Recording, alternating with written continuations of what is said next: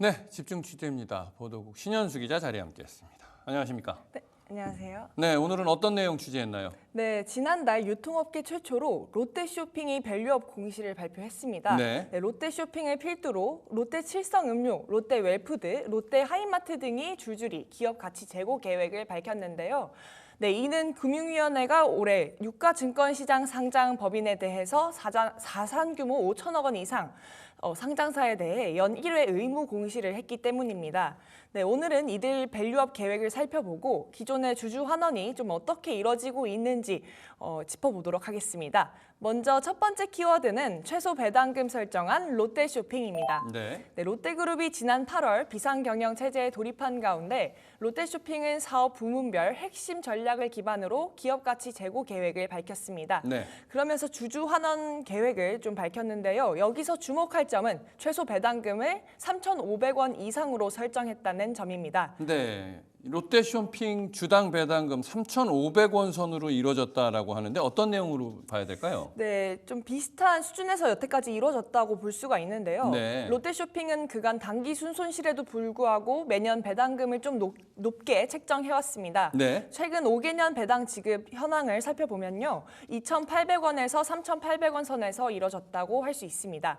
롯데쇼핑은 연결 단기 순이익을 기준으로 해서 주주 환원율 35% 이상을 지향한다고 밝혔는데 사실 연결 기준으로 했을 때 지난해 롯데쇼핑 배당 총액은 1,074억 원이었고 또 단기 순이익은 1,692억 원이었습니다. 따라서 연결 기준 주주 환원율 63% 수준이었다고 볼 수 있는데요.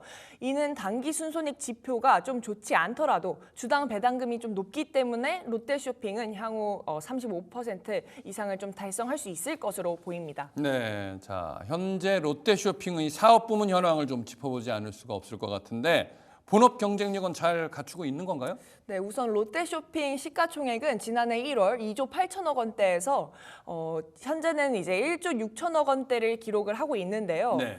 주가가 하락하는 흐름과 같이 롯데쇼핑 각 사업 부문 실적도 그렇게 좋다고 볼 수는 없습니다. 네, 우선 롯데쇼핑은 주요 사업 부문으로 백화점, 할인점, 슈퍼, 그리고 이커머스, 전자제품점 등을 영위하고 있습니다. 올해 3분기 롯데백화점 매출과 영업이익은 전년 동기 대비 각각 1.5%, 13.1%씩 감소했습니다. 이에 롯데쇼핑은 백화점 내 럭셔리, 프리미엄 브랜드들을 강화해서 수익성을 극대화하겠다고 밝혔는데요. 네, 본업 경쟁력을 살려 수익성을 극대화하고 이익이 난 걸 갖고 주주에게 환원한다는 그런 전략이라고 할 수 있습니다. 네. 또 롯데쇼핑은 할인점 부문인 롯데마트와 롯데슈퍼 부문인 롯데슈퍼를 통합해서 이제 그로서리 사업으로 밸류업 계획을 공시했는데요. 롯데마트와 슈퍼는 2022년 개별적으로 운영되어 오던 상품 소싱 업무를 통합해서 진행하는 등 어떤 효율화 작업을 이뤄갔습니다. 올해 3분기 국내 그로서리 사업 매출과 영업이익은 전년 동기 대비 각각 5.8%, 15.3%씩 하락했습니다. 이에 롯데쇼핑은 그로서리 중심의 리드 프레시를 통한 상품 경쟁력의 강화, K푸드 및 PB 직접 수출을 통한 해외 사업을 확장하는 전략을 좀 취할 계획입니다. 네, 알겠습니다. 자, 그렇다면 롯데그룹이 좀 아픈 손가락이다라는 얘기를 듣고 있는 롯데온은 어떤가요? 네, 신동빈 롯데그룹 회장의 야심작으로 2020년 비장하게 출범한 롯데온은 네. 한때 연매출 20조 원을 목표로 삼았었는데요. 근데 지난해 롯데온 매출을 보면 너무 그것도 잘 안 됩니다. 네. 그 1,351억 원을 기록했습니다. 네네. 또 롯데쇼핑 내 매출 기여도가 1%도 채 안 되고요.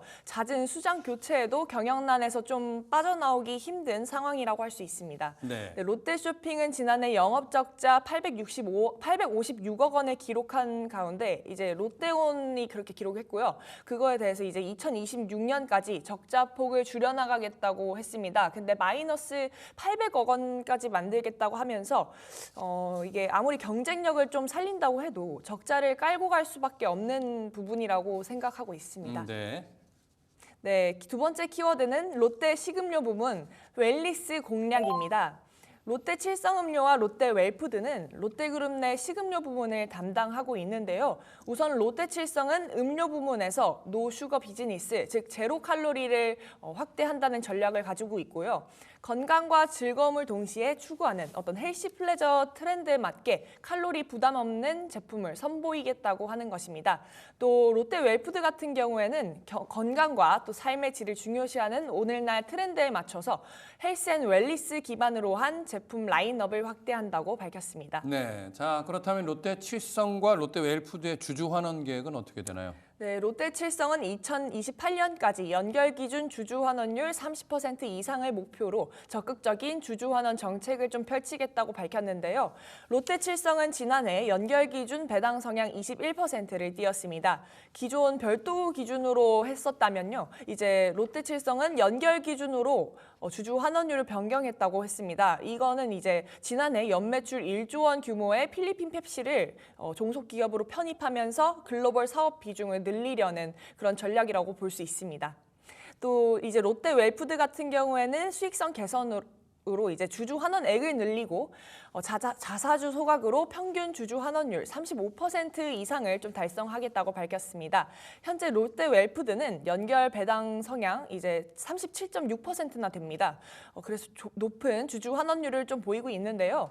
롯데 웰푸드는 반기 배당 등을 통해 조기 주주 환원을 실행하고 또 배당 예측 가능성을 제고하겠다는 계획입니다. 네, 그렇다면 이 롯데 칠성, 롯데 웰푸드 본업 경쟁력은 현재 어떤 상황인가요? 네, 롯데 칠성과 롯데 웰푸드의 공통점은 이제 해외 사업 부문에서 톡톡한 어떤 성과를 보이고 있다는 점인데요.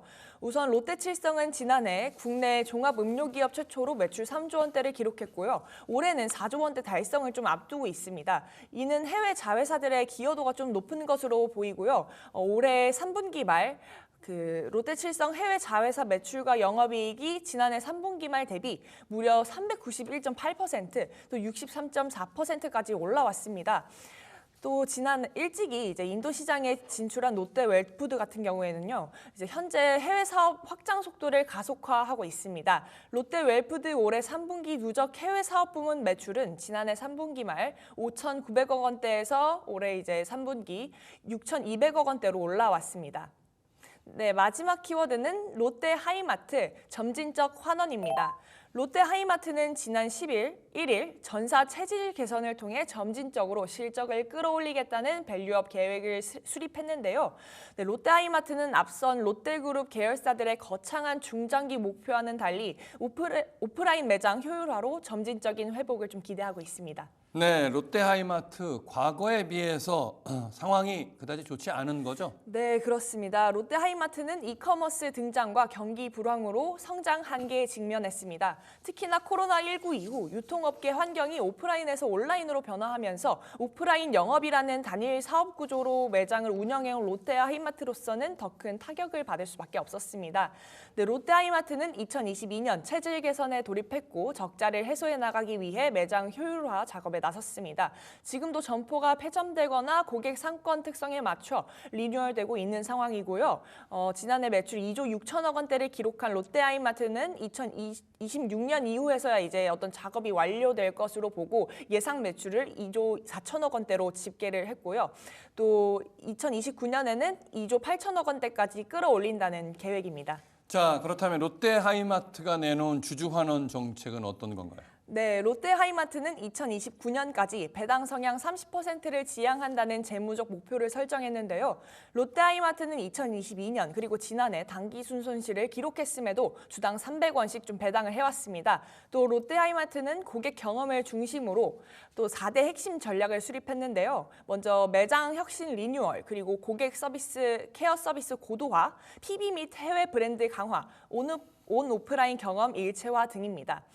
네, 롯데그룹 계열사들의 이런 밸류업 계획, 의무이기 때문에 좀 어쩔 수 없이 낸 거인지 네. 아니면 정말 본업 경쟁력 강화로 목표를 달성해 나갈지 좀 지켜봐야 할 것 같고요. 네. 또 롯데그룹이 정기 인사를 앞두고 있는 만큼 향후 향방을 좀 예의주시해야 될 것 같습니다. 네, 알겠습니다. 오늘 집중 취재에선 롯데그룹의 밸류업 계획에 대해서 또 롯데그룹 계열사들의 본업 현황에 대해서 자세히 짚어봤습니다. 보도국 신현수 기자였습니다. 수고했습니다. 감사합니다.